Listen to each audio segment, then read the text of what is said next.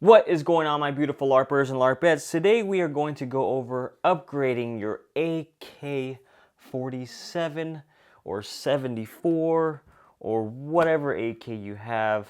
And in this case, the Kalashnikov USA kr-103. These are both KUSA kr-103s. Throughout shooting AKs over the years, I have found stuff that I really like about upgrades, and I have found stuff that I don't really care for. But before I get into all that, what is my relationship with KUSA? They did send these out to me for review.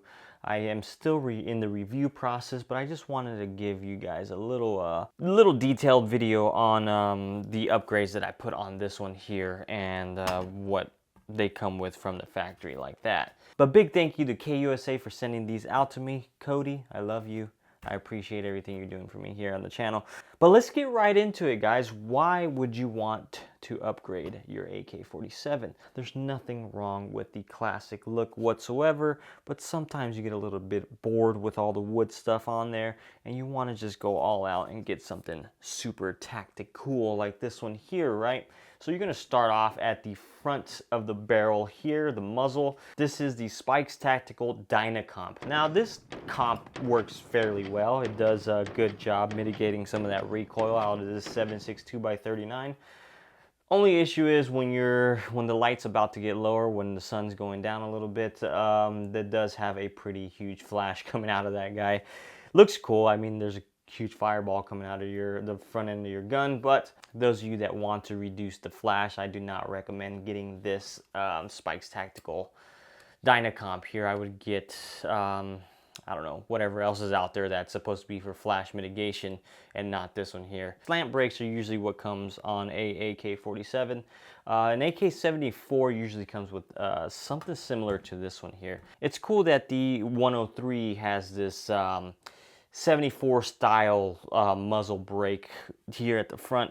Does a good job at reducing that recoil. Not as good as this one, I think, but it is fairly nice to have this one on here compared to the slant brake that AK-47s usually come with. Super easy to take that off and install a new one though, so it's not like an AR-15 where you gotta like torque it down and stuff like that. These just thread on and there's a little nub there that locks it into place. Moving on back, the rail. As far as accessories that you're putting on the gun, I feel like the rail is going to be the heart of the gun. AKs traditionally do not have a lot of real estate to put on like flashlights and stuff like that. On the normal one here, the traditional one, you get just a normal wooden lower handguard here and a wooden upper handguard here. On this one over here, if you wanted to upgrade it, you can get a full RS Regulate aluminum rail and an Ultimac top rail. These two blend together really nice, and I'm now able to attach lights. Not sure about lasers with an AK. I've heard stories of them losing zero. I've heard stories of them keeping zero. If you run a laser on your AK, let me know because I'm really interested in that. I don't really want to mess around with my lasers because I don't feel like potentially destroying one, because when you have a top rail like this here, it does create a lot of heat when you are shooting it, especially doing some rapid fire mag dumps like I always do.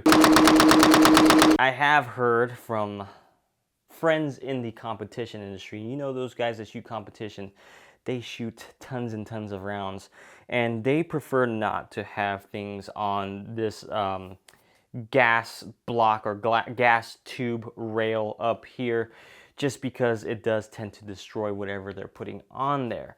Now, I haven't tested that out for myself, but I do kind of listen to my friends that shoot a lot because they shoot a lot more than I do. I've had some friends that put optics on here and it completely destroys their optic, and they've put aim points and hollow suns or whatever you can think of onto a rail right here, and they said they don't like it. They rather put one up here.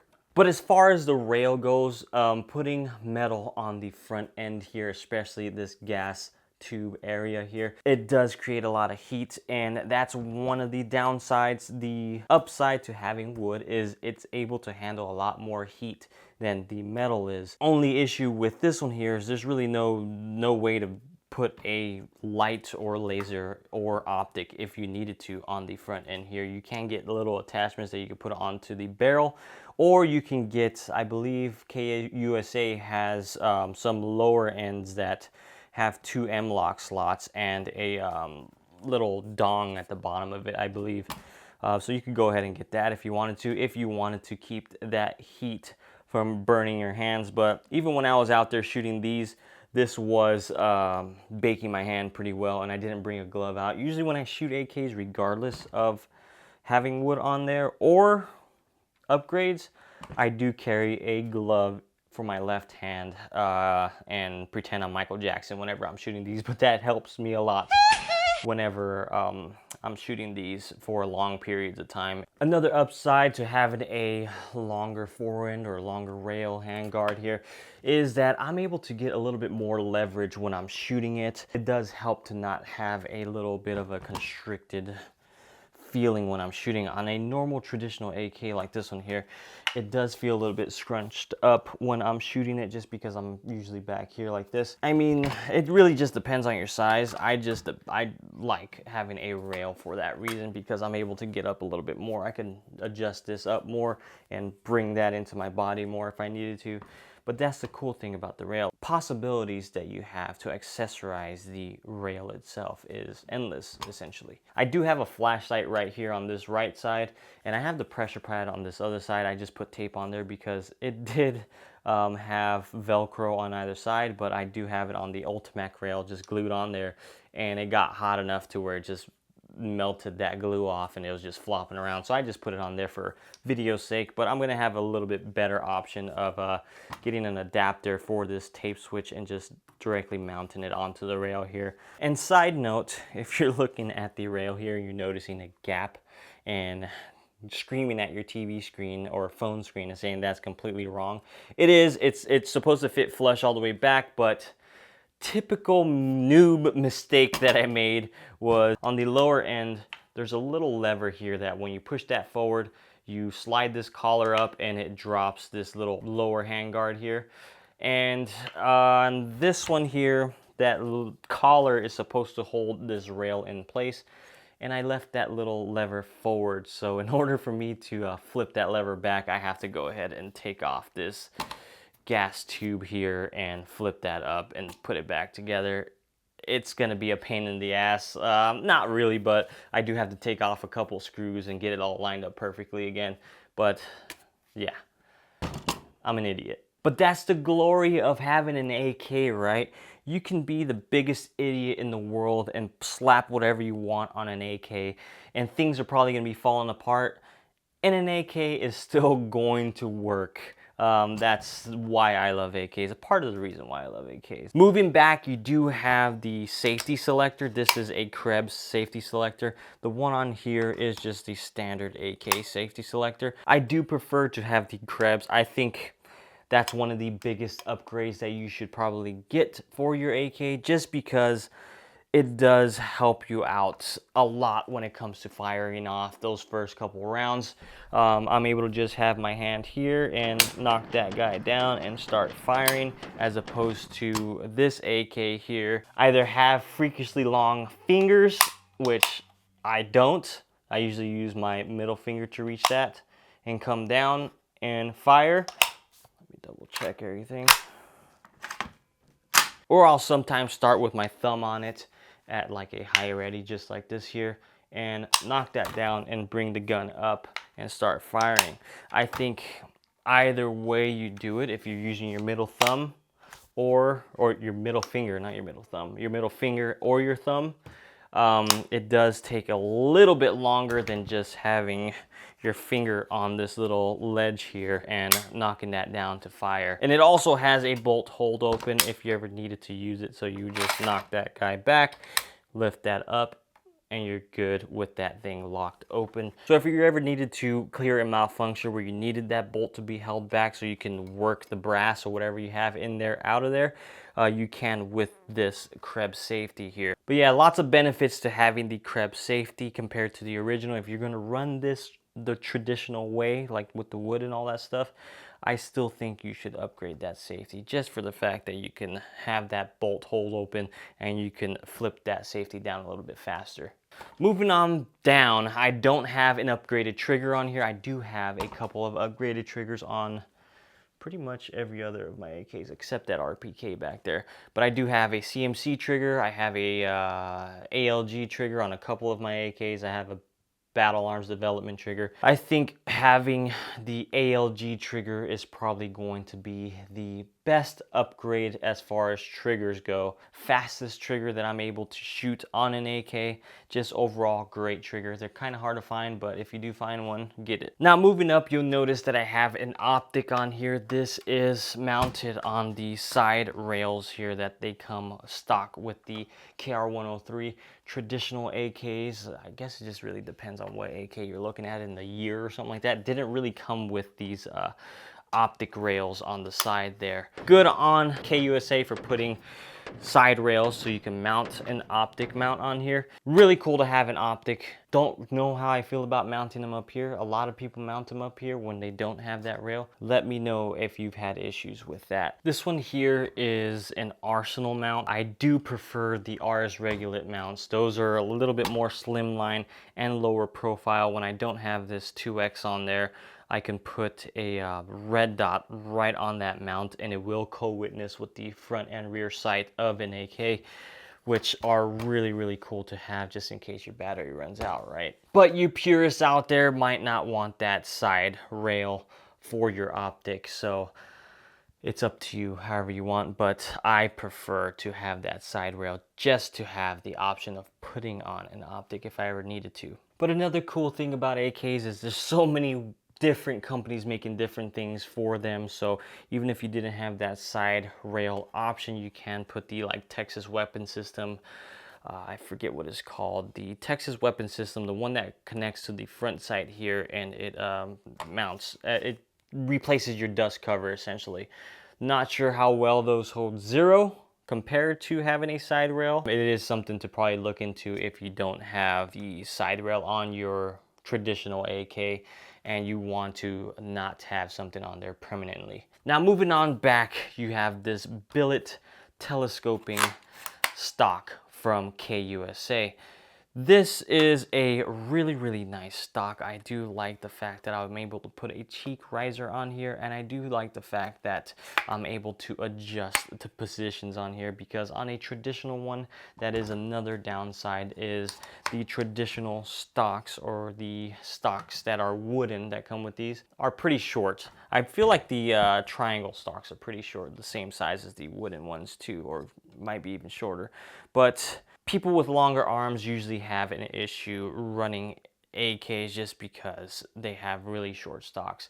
And I don't want to say an issue and talk for you guys that do have long arms, because I have pretty short arms, but it just gets a little bit more uncomfortable for them just because they're scrunched up. But I do have shorter arms, and this still feels a little uncomfortable to me just because it does get a little scrunched up while I'm shooting it. And the difference that you're going to see on this traditional one right here in the front is that it's going to have a side folding stock. There's a button on this side, and you just press that down, it'll fold forward, and there's this little latch right here that you'll see, and you can just go ahead and slap that there, and you have a smaller package if you're going to put this in a backpack or store this somewhere that you need to save a little bit more space. And if you see, there's a button right here on the rear of that buttstock. You can just push that and it'll open up right there for you. Really neat. I do love these side folding stocks that are integrated into the AKs. Unfortunately, if you have a fixed stock version, you cannot have that button option on the actual receiver itself. So you have to get like this triangle stock here that is for the fixed trunnion, and you can push this button up here to fold it. It's not as sleek looking or slimline looking because you're gonna have this big block right here hanging off the end of your gun, but you're still able to have that option of folding the stock over. This one is fixed. I wish they would have made this one where you can fold that over, but hey, it is what it is. You're getting the option of adjusting that stock so that way you don't have to be scrunched up And you do have the option of changing this from a rubber to like wooden ones. I have them right here. You can put that right on top, and you can put this as the butt pad in the back. Really cool options coming from KUSA, to be honest. Downside to this stock is the lack of a QD point. Not sure if this was just an oversight, but I am not seeing a QD point on this, and I think that's very unfortunate because I do have a QD point on this rail up here. I would just like to mount my sling onto the rear of this, so I don't know if I need to just loop it through here, or if I'm a little stupid like I usually say, I'm missing it, but I do not see a QD point on this here. So KUSA, if there is one, let me know. If not, figure out a way to put one on here, man. Now, you've heard some pros and cons to each of these. Do I recommend 100% upgrading your AK? It really is just going to depend on what you're going to prefer, and I know it's kind of a redundant thing to say. It's just basically going to come down to you, but I do have multiple AKs and I do enjoy shooting the more upgraded ones more than the traditional ones, but I do love the traditional look, so I would like to keep the wood on these traditional guns. Downsides to these though are when you put all these parts on there, it makes it a lot heavier than your typical wood AK would feel. Gonna slow you down a little bit while you're shooting just because there's more weight on it, but there's nothing that you can't get used to and just tolerate for the benefits that you're getting out of the upgrades. But aside from the upgrades, guys, I have been testing these kr-103s. I have about 2,000 rounds on this one here, and I have about 1,000 rounds on this one here, and they have been working really, really good for me. There has not been any issues that I've been having with these, so maybe I could do some sort of torture test or something like that on these somewhere down the road. But you guys in the comments down below, do you think it's worth upgrading your AK? Are you a purist where you would want to have a traditional AK? Am I offending you by saying traditional AK when this is really just a new production, traditional looking AK? Is this not even a traditional AK? Am I getting it wrong? Go ahead and talk some crap in the comments down below and let me know how much you hate that I don't know about AKs, even though I own like a lot of them. But hopefully you enjoyed this video, guys. I appreciate you all. Love you all. Catch you in the next one.